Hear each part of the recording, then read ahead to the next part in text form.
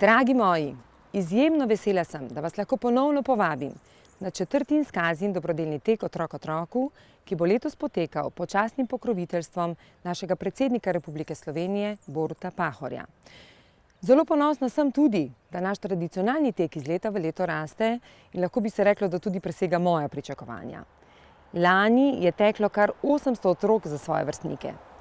Kaj me pa najbolj navdihuje? Da že otroci spoznavajo vrednote, kot so srčnost, dobrodelnost in skrb za sočloveka. Naš slogan našega dobrodelnega teka Otrok otroku je: zmagamo, ko si pomagamo.